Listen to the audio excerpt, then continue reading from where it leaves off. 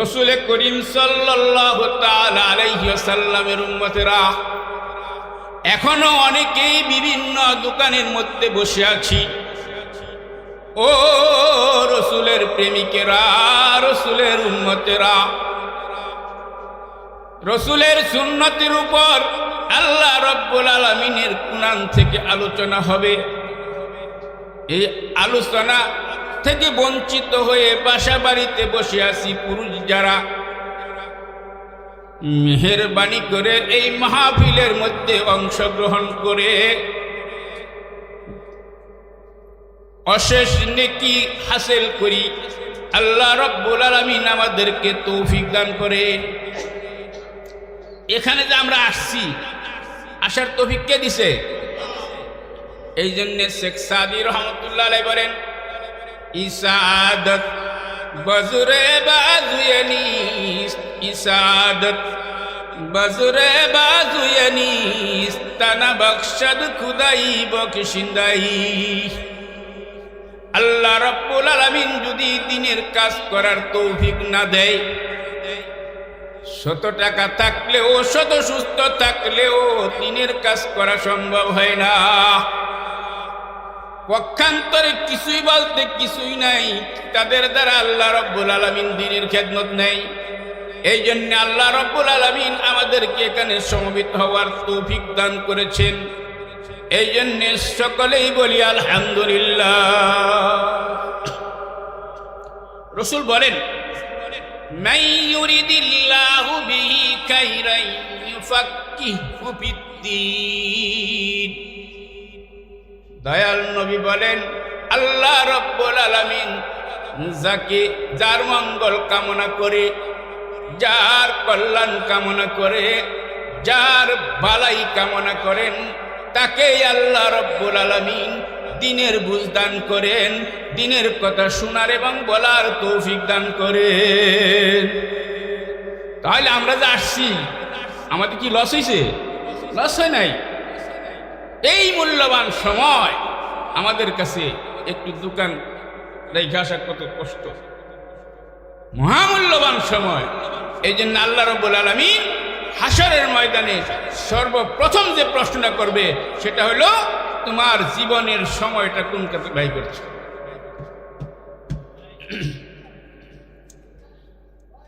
আলহামদুলিল্লাহ, আপনাদের সামনে আমি আল্লাহ সুবহানাহু ওয়া তাআলার কালামে মাজিদ থেকে একখানা আয়াত আর রসুল করিম সাল্লাল্লাহু তাআলা আলাইহি ওয়াসাল্লামের হাদিস থেকে একখানা হাদিস পাঠ করছি। আল্লাহ রব্বুল আলামিন যদি তৌফিক দান করেন তাহলে এর উপর কিছু বলার আশা করছি, যদি আল্লাহ তৌফিক দান করেন। আল্লাহ তৌফিক দান না করলে পারো না। আগাহ मौत से कोई बशार नहीं, सामासो बरस के है पल के खबर नहीं। কিছুদিন আগে দেখলাম এক বক্তা ওয়াজ করতেছে আস্তে করে পড়ে গেল। এই যে পড়ে গেল আর চোখ খুলতে পারল না, এক পড়ে যাওয়ায় কবর পর্যন্ত। বুঝলেন কথাটা? আমাদের মৃত্যু হবেই হবে। আগা মৌত সে কোই বশার নেহি, সামাসো বরস কে হ্যায় পল কে খবর নেহি।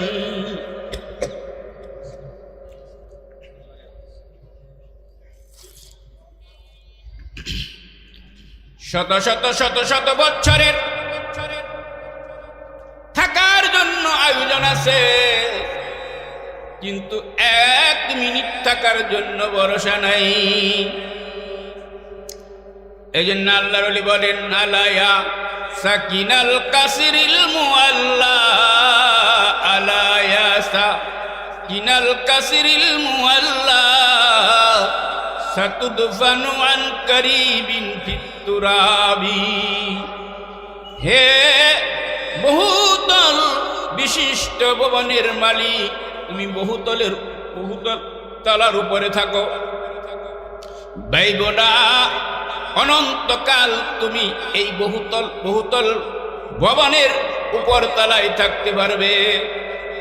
এমন একটা সময় হবে, আলায়া সাকিনাল কাসরিল মুআল্লা সাতুদফানু আন করিবিন ফিত তুরাবি। অতি সত্বর তোমাকে ওই বহুতলার উপর থেকে ওই বারজারের নিচে পুঁতে রাখা হবে। কথা ঠিক না ভাই? অনেক প্রভাবশালী লোক ছিল পৃথিবীতে, এখন তাদের কবরেরও চিহ্ন নেই। ঠিক একদিন আমারও আপনার জীবন এরকমই হবে, আমি দুনিয়ার থেকে চলে যাব, তো আমার নাম নেওয়ার মতো লোক পাওয়া যাবে না, আমার কোনো ঠাই ঠিকানা থাকবে না, মাটির সাথে মিশে যাও।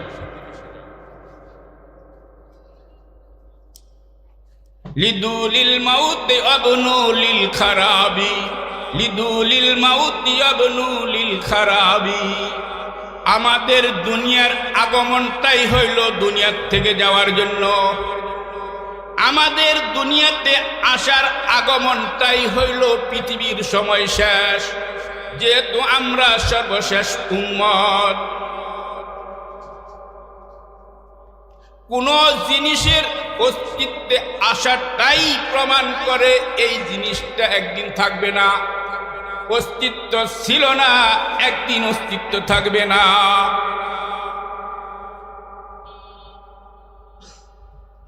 আলা ইয়া সাকিনাল কাসরিল মুআল্লা সাতুদফানু আন কারিবিন ফিত তুরাবি। লাহু মালাকু ইউনাদি কুল্লা ইয়াউমিন লিদুলিল মাউতি ওয়াবনু লিল খারাবি। আমার আর আপনার জন্য মালাকুল মউত আমার আর আপনার পিছনে সর্বক্ষণ তাক করে আছে। সময় হবে এই শরীর থেকে রূহটাকে আলাদা করতে আর দেরি হবে না, মৃত্যুবরণ করতেই হবে, না করে পারবো?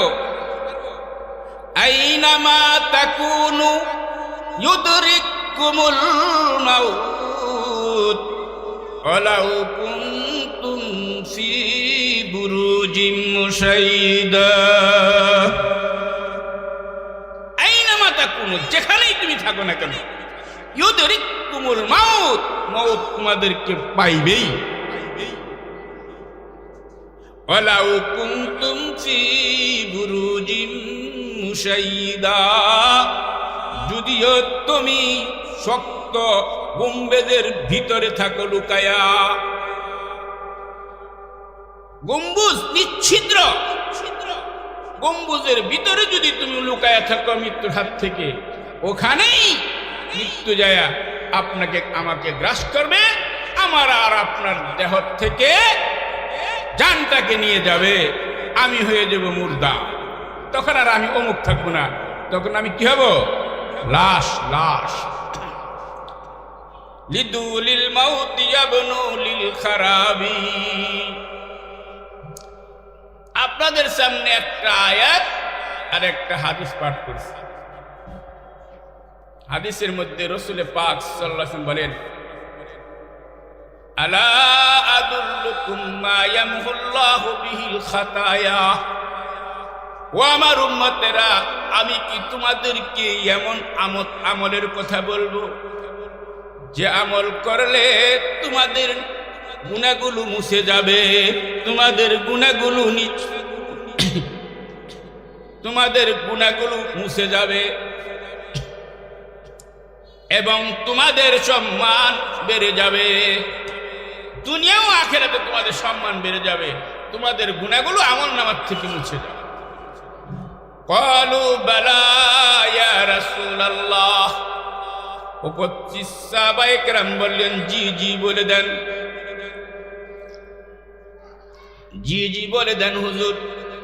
রাসূল করিম সাল্লাল্লাহু তাআলা আলাইহি ওয়াসাল্লাম বলেন, ইসবাগুল উযুই আলাল মাকারিহ, যখন অজু করতে কষ্ট লাগে, শীত ঠান্ডা পানিতে হাত দিলে গা শিউরে ওঠে, এই সময়ে ভালো করে কসলাইয়া কসলাইয়া মলাইয়া উযু করা। ওয়া কাসরাতুল খুতা ইলাল মাসাজিদ, এবং বেশি বেশি কদম দিয়া মসজিদে আসা। 2 ওয়া ইন্তিজারুস সালাতি বাদাস সালাহ, এক নামাজ পড়ে আরেক নামাজের অপেক্ষা করা। এই 3টা আমল যদি করে তাহলে তার ফায়দা হবে 2টা। একটা হলো তার আমল নামার থেকে গুনাহ মুছে যাবে, দ্বিতীয় উপকার হইল, দ্বিতীয় ফায়দা হলো ওই ব্যক্তির দুনিয়া এবং আখিরাতে সম্মান বেড়ে যাবে। আমরা চাই না গুনাহ মুছে যাক, আমরা চাই না আমাদের সম্মান বাড়ুক, তাহলে আমাদের এই 3টা আমল ভালোভাবে করতে হবে। অজু ভালো করে করতে হবে যখন অজু করতে মনে চায় না। 2 নম্বরে বেশি কদম দিয়ে মসজিদে যেতে হবে। 3 নম্বরে এক নামাজ পড়ার পর আরেক নামাজের অপেক্ষায় থাকতে হবে, কখন আজান হবে তাড়াতাড়ি যে জামাতে শরীক। আল্লাহ রাব্বুল আলামিন আমাদেরকে এই 3টা আমল করার তৌফিক দান করেন, বলেন আমিন। এই যে একটা কথা, গুনাহ পয়রা দেবো গা, গুনাহ যে পয়রা দেবো জয়রা দেবো, এটা দেখছে কেউ? দেখছে? দেখে নাই। আমাদের দেখার মতো চোখ নাই দেখে আমরা দেখি না, বুঝলেন নাই? যারা ডাক্তার তারা আপনার চলা দেখে বলতে পারবে এর এই রূপ। বিজ্ঞ ডাক্তার মতিঝিলে এক ডাক্তার বইতো মুতালেব, অনেক আগের প্রবীণ ডাক্তার, সব হয়ে গেছে। তো আমি তার চিকিৎসা করতাম। টেস্ট দেন না, কে টেস্ট দেন? কিসের টেস্ট দিব? আমরা কি নকল করে বাস করছি? আমরা রোগীর চেহারা দেখলে বলতে পারি, জিভলা দেখলে বলতে পারি, হাত দেখলে বলতে পারি। যেটা দেখলে বলতে পারি, আমি রোগ নির্ণয় করতে পারি, খামা খাই এর জন্য টেস্ট দিয়ে হয়রান করে লাভ। আমি কিন্তু রোগ দেখলেই বলতে পারবো না তার এই অসুখ, কিন্তু যারা বিজ্ঞ ডাক্তার তারা কিন্তু দেখে পারে, বলে ফেলে। যাই হোক, সাইয়্যিদিনা হযরত ইমাম আবু হানিফা রাহমাতুল্লাহ আলাইহি মসজিদের বারান্দার মধ্যে ক্লাস করতেছে। এই কথা না, এই সময় একটা যুবক দৌড়ায় আসলো, আইসা মসজিদের হাউজের মধ্যে ওযু করলো, ভালোভাবে ওযু করলো। ওযু করার পর মসজিদে যায় 2 রাকাত নামাজ পড়লো। নামাজ পড়ে যাওয়ার সময় হযরত ইমাম আবু হানিফা রাহমাতুল্লাহ আলাইহি ডাইকে বলেন, ইয়া আইয়ুহাশ শাবাব ইত্তাকিল্লাহ ওয়া আন উকুকিল ওয়ালিদাইন। এরপরে আরেকটা যুবক আসলো অনেকক্ষণ পরে, সেও এসে ওযু করলো, আবার নামাজ পড়লো।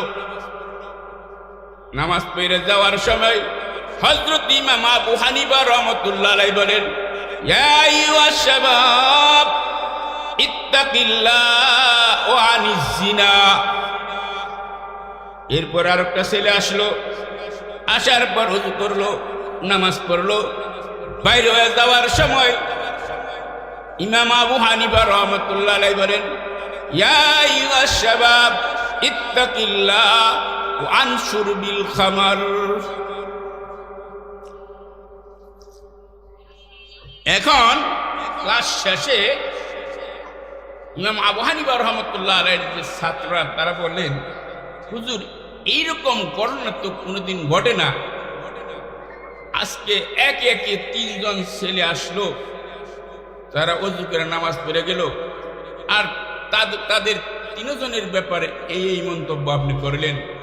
প্রথম জনকে বললেন, ইয়া আইয়ুহাশ শাবাব ইত্তাকিল্লাহ আন উকুকিল ওয়ালিদাইন, হে যুবক আল্লাহকে ভয় করো এবং মা বাবার নাফরমানি থেকে বাঁচ। মা বাবার নাফরমানি থেকে।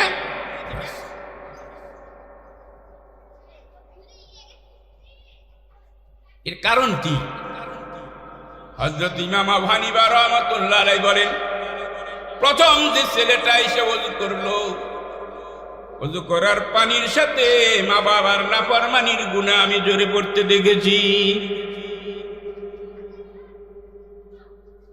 এই জন্যে মাতা পিতার সাথে নাফরমানি করতে নাই। আল্লাহ রাব্বুল আলামিন বলেন, ওয়াকাযা রাব্বুকা আল্লা তা'বুদু ইল্লা ইয়্যাহু ওয়া বিল ওয়ালিদাইনি ইহসানা। আল্লাহ রাব্বুল আলামিনের ফয়সালা, হুকুম, সিদ্ধান্ত, চূড়ান্ত, আল্লাহ তা'বুদু ইল্লা ইয়্যাহ, শুধুমাত্র কেবলমাত্র আল্লাহরই ইবাদত করবা। আল্লাহর ইবাদতের মধ্যে কাউকেই শরীক করতে পারবে না।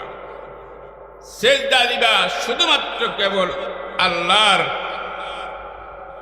জবাই করবা শুধুমাত্র আল্লাহর নামে, নামাজ রোজা সব আল্লাহ রাব্বুল আলামিনের জন্য করবে, লৌকিকতার জন্য করবে না। এই কথা বললেন আল্লাহ রাব্বুল আলামিন। এর পরের শব্দে আল্লাহ বলতেছেন, ওয়া বিল ওয়ালিদাইনি ইহসানা, এবং মাতা পিতার সাথে উত্তম আচরণ করো, সুন্দর ব্যবহার করো। যদি মাতা পিতা দুইজন অথবা দুইজনের কোনো একজন বার্ধক্য অবস্থায় তোমার নিকট পৌঁছে, তুমি এমন আচরণ করো না যে তোমার মাতা পিতার মুখ দিয়া উফ শব্দ বাইর হয়। খবরদার, খবরদার, আল্লাহ রাব্বুল আলামিন বলেন, তোমার মাতা পিতা যেন তোমার আচরণে, তোমার ব্যবহারে তার মুখ দিয়া উফ শব্দ না বের করে। মাতা পিতাকে অবশ্যই সর্বোচ্চ সম্মান দেখাতে হবে। কেন কেন? রাসূল করিম সাল্লাল্লাহু তাআলা আলাইহি ওয়াসাল্লাম বলেন, যদি কোনো সন্তানের প্রতি তার মাতা পিতা খুশি হয়ে যায়, আমার আল্লাহ রাব্বুল আলামিন ওই ছেলের সন্তানের উপর খুশি হয়ে যায়। আল্লাহ না করুক, ঘটনাক্রমে যদি কোনো সন্তানের প্রতি তার মাতা পিতা নারাজ হয়ে যায়, স্বয়ং আল্লাহ রাব্বুল আলামিন ওই সন্তানের উপর নারাজ হয়ে যায়। দুনিয়াতে চলা অনেক কষ্ট। যে কোনো পরিস্থিতি হোক না কেন, মাতা পিতার অবাধ্য হওয়া যাবে না। আপনার স্ত্রীকেও ঠিক রাখতে হবে, ভাই বেরাদরকেও ঠিক রাখতে হবে, শালাশালি আত্মীয় স্বজন সাথে কি সম্পর্ক ঠিক রাখতে হবে। শ্বশুর শাশুড়ির সাথে বেশি সম্পর্ক রাখা, মাতা পিতাকে দূরে রাখা, এটা আল্লাহ রাব্বুল আলামিনকেও নারাজ করা। তাই যুবক ভাইরা আমার, যুবতী বোনেরা আমার, মায়েরা আমার, কশিন কালেও মায়ের কথা শুই না শ্বশুর শাশুড়িকে অযত্ন করবে না মায়েরা। আর ভাইয়েরা, শ্বশুর শাশুড়িকে তো অবশ্যই সম্মান করবেন, অবশ্যই সম্মান করবেন, তবে সেই সম্মানটা যেন মাতা পিতার চাইতে বেশি না হয়। আল্লাহ সুবহানাহু ওয়া তাআলা আমাদেরকে মাতা পিতার খেদমত করে জান্নাত লাভ করার তৌফিক দান করেন। সকলে বলেন আমিন। মাতা পিতার খেদমত করে কেউ কোনোদিন লস হয় নাই। খেদমতে মাদার পেদার কুন ইখতিয়ার, তাকে বাসি দর্দু আলম বখতিয়ার। খেদমতে মাদার পেদার কুন ইখতিয়ার, তাকে বাসি দর্দু আলম বখতিয়ার। মাতা পিতার খেদমত করা অবলম্বন করো, দুনিয়া ও আখিরাতে তোমার সুনাম ছড়িয়ে পড়বে। আর তুমি যত কিছুই করো না কেন, দান দক্ষিণা বা যতই করো না কেন, যদি তুমি তোমার মাতা পিতার প্রতি অযত্নবান হও, তাদের সম্মান ইজ্জত রক্ষা করে না চলো, তাদেরকে আদর শ্রদ্ধা না করো, তাহলে তুমি যত বড় ভালো মানুষ হও না কেন, আল্লাহ রব্বুল আলামিনের কাছে তুমি ভালো হিসাবে বিবেচিত হতে পারবে না। আর যখন আল্লাহ রব্বুল আলামিনের কাছে তুমি ভালো হিসাবে বিবেচিত হতে পারবে না, তাহলে বিশ্ববাসীর নিকট তুমি সম্মানী হতে পারবে না। এই জন্য আমার স্বার্থেই আমার মাতা পিতাকে আমার সম্মান করতে হবে। কারণ আজকে যদি আমি আমার মাতা পিতাকে সম্মান করি, আমার ছেলেমেয়েরা দেখে আমাদের যখন আমরা বার্ধক্যে উপনীত হব তখন সম্মান করবে।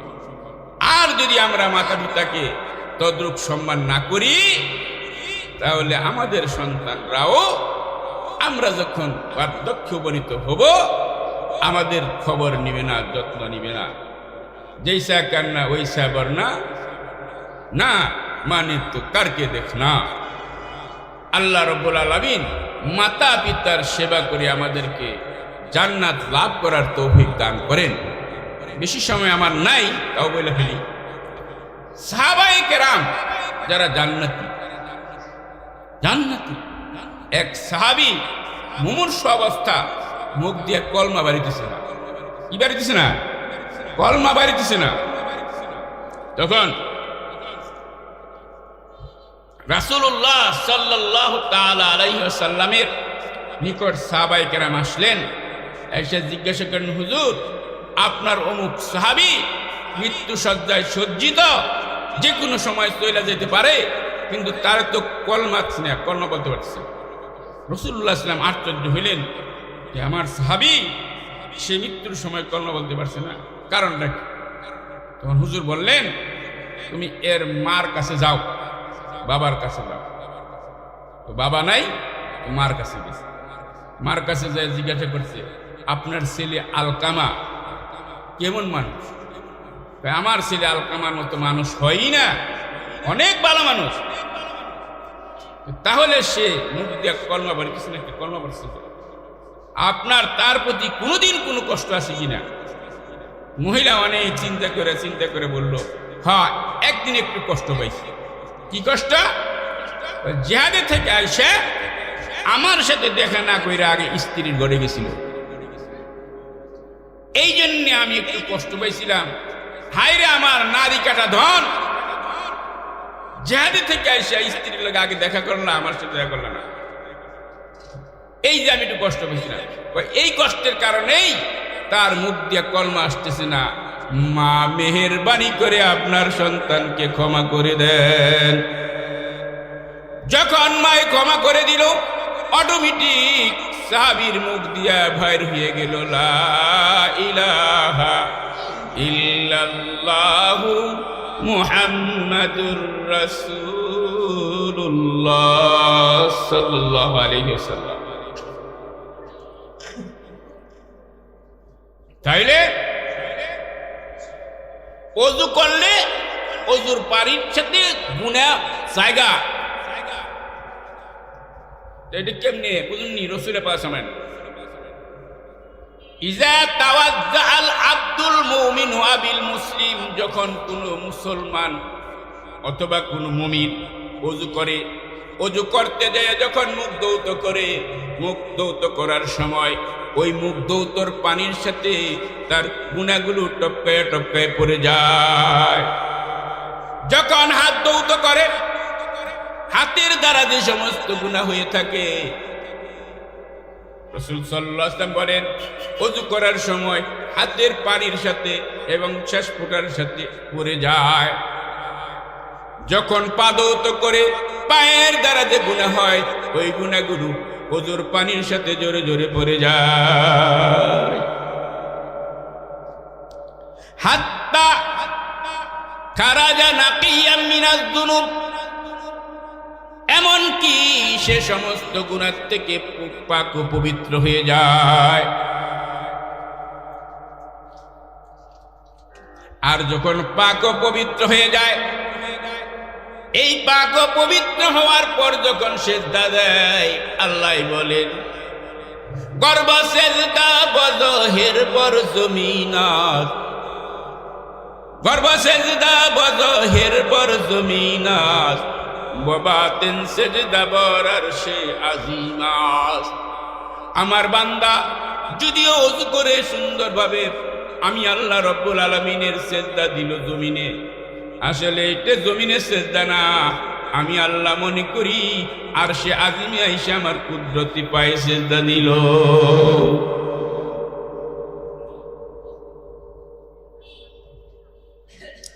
ওযু করলে এত সওয়াব, নামাজ পড়লে কি সওয়াব? অনেক সওয়াব। এই ব্যাপারে হুজুর আলাপ করবেন। এরপরে হইল কাসরাতুল খুতা ইলাল মাসাজিদ। যদি বাসা দূরেও হয় বেশি বেশি বেশি বেশি কদম দিয়ে মসজিদে এসে নামাজ পড়া। সাহাবায়ে কেরাম রাদিয়াল্লাহু তাআলা আনহুগণ বলেন, মদিনাতে এক লোক ছিল, তার বাড়ির চাইতে দূরে আর কার বাড়ি ছিল না। তাকে আমরা বললাম, ভাই আপনি প্রচন্ড রৌদ্রের মধ্যে অনেক দূর থেকে হাইটা এসে মসজিদে নববীতে নামাজ পড়েন, প্রচন্ড শীতের মধ্যে মসজিদে এসে নামাজ পড়েন, প্রচন্ড কাদার মধ্যে বৃষ্টির মধ্যে এসে মসজিদে নামাজ পড়েন। আপনি তো একটা গাদা বা ঘোড়া কিনে নিতে পারেন, তাহলে আপনি রৌদ্রের মধ্যে গাদায় সরে দ্রুত তাড়াতাড়ি আসতে পারবেন, কষ্ট কম হবে। আপনি যদি একটা গাদা কিনেন, প্রচন্ড শীতের মধ্যে আপনি তাড়াতাড়ি মসজিদে এসে নামাজে অংশগ্রহণ করতে পারবেন। সাহাবী বললেন, না না না, আমি তা বলবো, তা করব না। কেন করব না? সাহাবী বলেন, রাসূল করিম সাল্লাল্লাহু তাআলা আলাইহি ওয়াসাল্লামের পবিত্র জুবান মুবারক আমি শুনেছি, মসজিদে নামাজ পড়তে আসার সময় যতগুলো কদম দিবে, প্রতিটা কদমের বিনিময়ে আমলনামার থেকে গুনাহ মুছে যাবে এবং প্রতিটা কদমে আমলনামার মধ্যে নেকি সংযুক্ত হবে। এই জন্য আমি চাই আমার আমলনামায় যেন বেশি বেশি যাতায়াতের নেকি লেখা হয়, আমার আমলনামায় যেন আমলনামা থেকে যেন গুনাহ পরিষ্কার হয়ে যায়।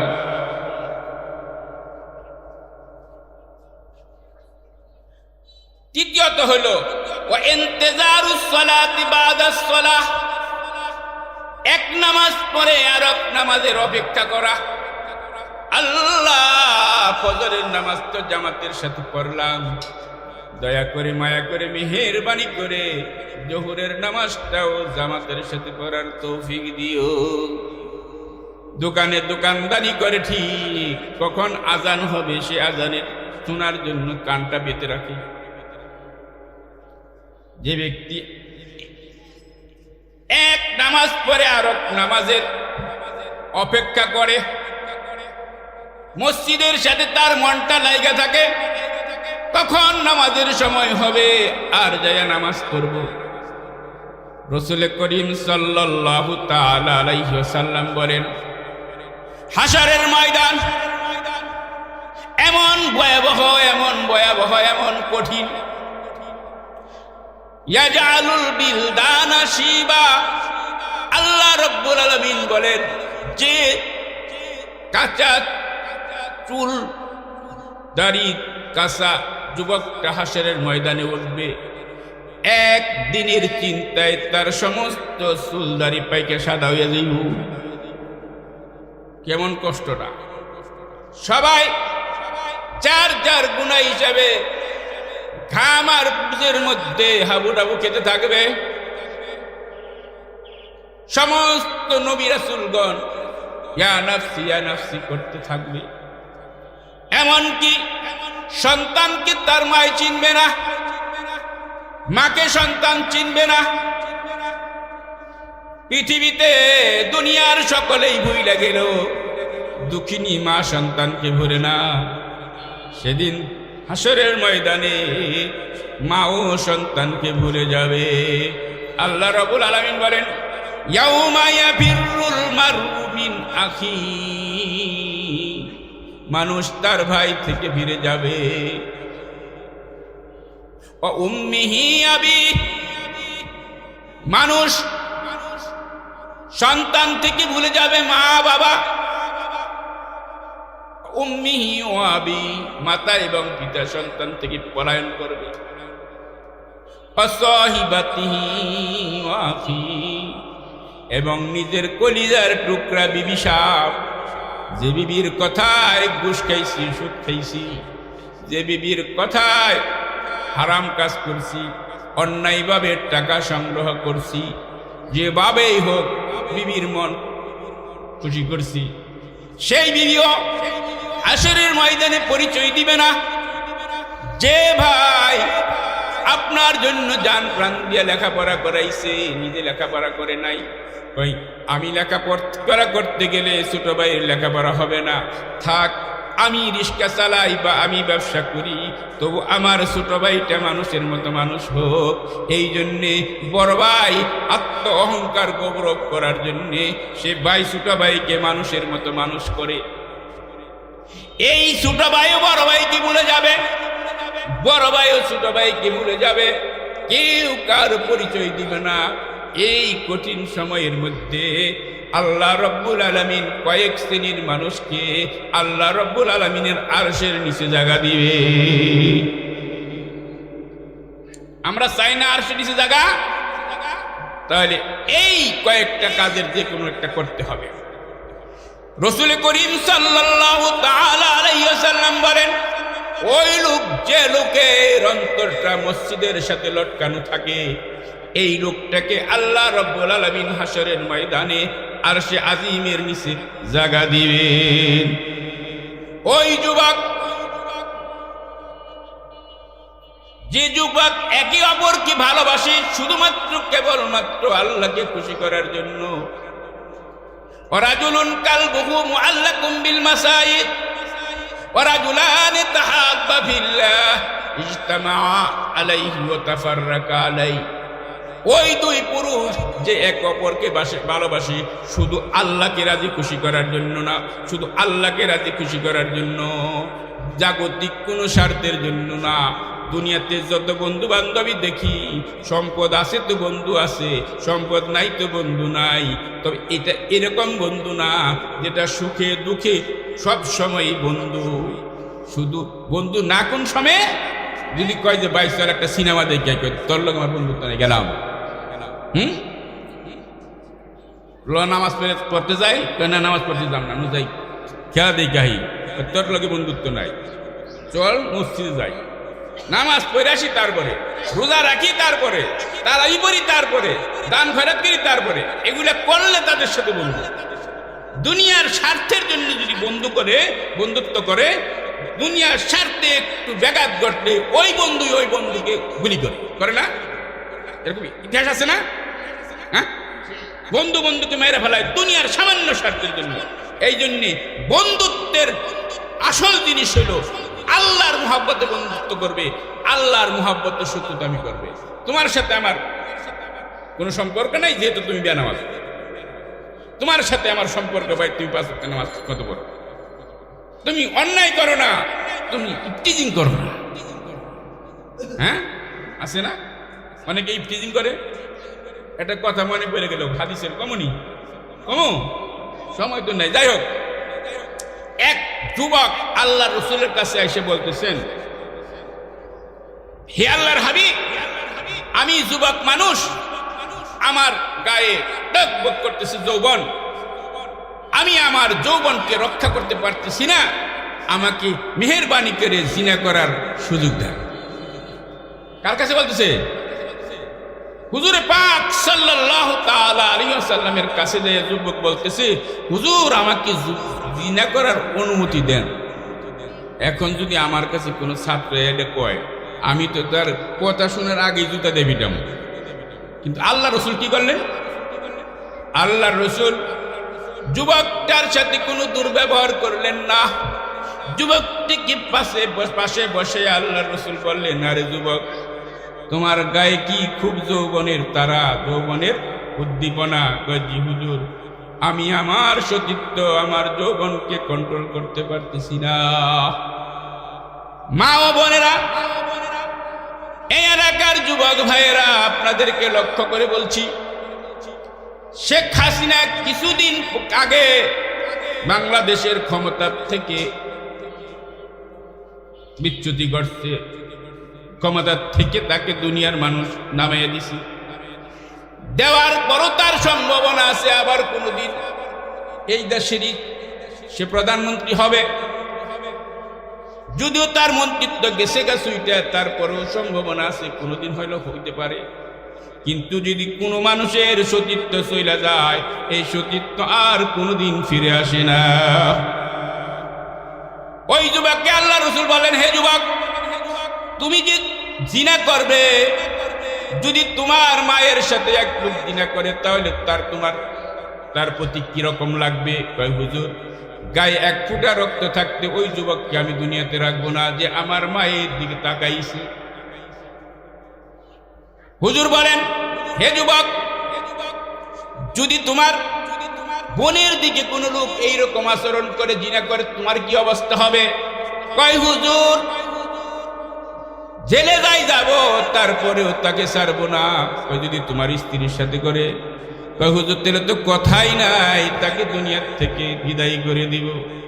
রাসূল করিম সাল্লাল্লাহু তাআলা আলাইহি সাল্লাম বললেন, হে যুবক, তুমি তোমার মায়ের সাথে, তোমার বোনের সাথে, তোমার স্ত্রীর সাথে যদি কেউ দুর্ব্যবহার করে, জিনা করে, প্রিজিং করে, তাহলে তোমার মন মস্তিষ্ক যদি এমন হয়, তাহলে যে মেয়ের সাথে তুমি জিনা করতে চাও, যে মেয়ের সাথে তুমি জিনা করতে চাও, সে তো তোমারই মতো এক যুবকের বোন হবে, সে তো তোমারই এক যুবকের মতো মেয়ে স্ত্রী হবে, সে তো তোমারই এক যুবকের মা হবে। তুমি যদি তোমার স্ত্রী, তোমার মা, তোমার বোনের প্রতি অন্যের লোকের দৃষ্টি দেখলে বরদাস্ত করতে পারো না, তাহলে ওই ছেলে কিভাবে বরদাস্ত করবে? ছেলেটা বলল, ইয়া রাসূলুল্লাহ, ইয়া হাবিবাল্লাহ, আমার বুঝ হয়ে গেছে হুজুর, আপনার কাছে আমি কথা দিতেছি, জীবনে কোনো মেয়ের সাথে জিনা করব তো দূরের কথা, কোনো ভিন্ন মহিলার দিকে নজর তুইলা তাকাবো না। হুজুর ওয়াজ করবেন, আমি শেষ করে দিই। তাহলে কি হয়েছে? এক নামাজ পড়ে আরেক নামাজের অপেক্ষা করতে হবে। হ্যাঁ, এই তিনটা কাজ ভালো করে ওযু করতে হবে। ওযু করলে কি হবে? দুনিয়া ও আখিরাতে আপনার গুনাহ মুছে যাবে, দুনিয়া আখিরাত সম্মান বাড়বে। দূরের থেকে হাইটে হাইটে নামাজ পড়বেন, দুনিয়া আখিরাতে সম্মান বাড়বে, গুনাহ পড়ে যাবে, নেকি হবে। এক নামাজ পড়ে আরেক নামাজের অপেক্ষা করবেন, তাহলে আপনার গুনাহ মাফ হয়ে যাবে, সম্মান বেড়ে যাবে।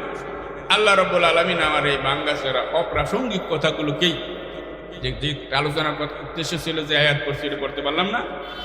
আল্লাহ রাব্বুল আলামিন যা বললো এরপর আমাদের সবাইকে আমল করার তৌফিক দান করেন। ওয়া আখিরু দাওয়ানা আলহামদুলিল্লাহি রাব্বিল আলামিন।